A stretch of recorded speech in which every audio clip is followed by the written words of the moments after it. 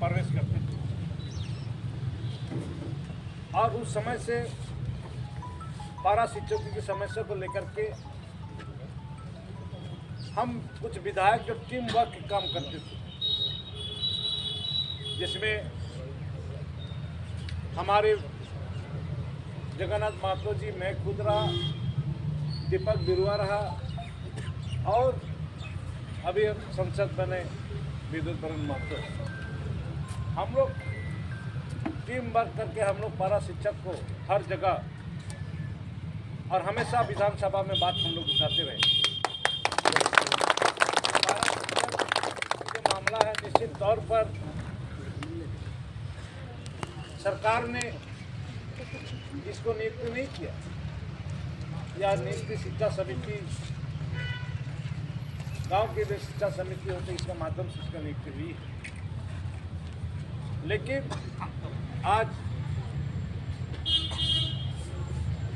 हम हमारा सरकार की काम कर रहे हैं, इसको तो सरकार की है, सरकार का हम काम कराते हैं, तो उससे कम वेतनमान उसको वाजिब जो वेतन है उसको मिलना चाहिए। जिंदाबाद जिंदाबाद जिंदाबाद जिंदाबाद जिंदाबाद। इसके लिए हम लोग कई बार विधानसभा में हम लोग अपने पारा शिक्षक को हक को सरकार को ध्यान आकर्षण करने के लिए हम लोग कई बार गेट विधानसभा का समक्ष हम लोग धरना भी बैठे और विधानसभा का अंदर में भी हम लोग पारा शिक्षक को का वेतन मान मिले, उसका अधिकार मिले बोल करके हम बोर्ड मिले करके विधानसभा अंदर भी मन प्रदर्शन किया। जो भी है उसके बाद सरकार ने हमारी जगन्नाथ महतो जी को पारा शिक्षक राज्य के शिक्षा मंत्री बनाए गए। उसके बाद हम लोग उस पर अपना स्तर से हम लोग जो टीम वर्क काम करते थे और सभी लोग मिल करके हम लोग जो शिक्षा मंत्री जगन्नाथ महतो जी थे, हम लोग एक जगह बैठ करके कैसे हम लोग इसका समाधान करें, निराकरण करें। ये सरकार जो है जैसे विभागीय का सुझाव मिलता है, निर्देश मिलता है, उस पर सरकार गंभीरतापूर्वक विचार करती है। आज जगन्नाथ महतो जी विभागीय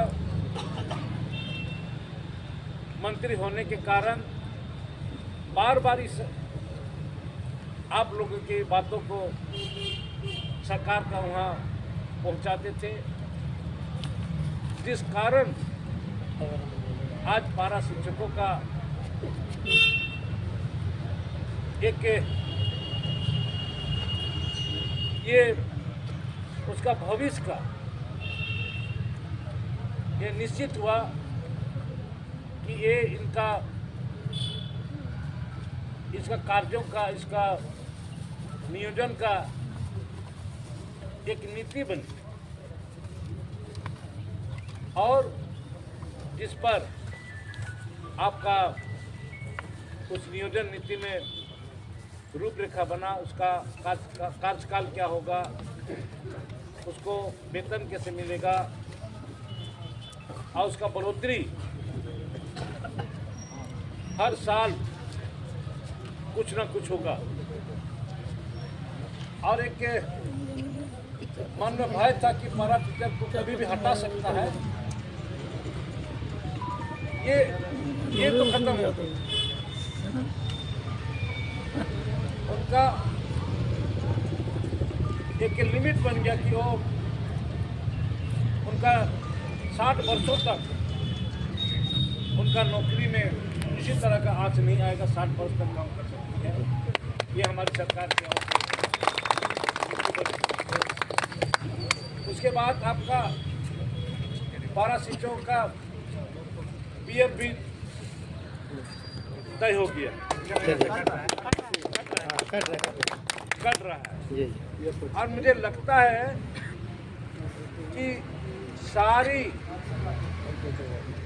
जो के शिक्षक की जो अर्हताएँ हैं उनको करीब हम एक पटरी चढ़ा दिए,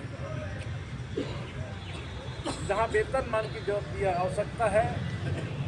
ये सरकार के संज्ञान में है, क्योंकि मुझे जब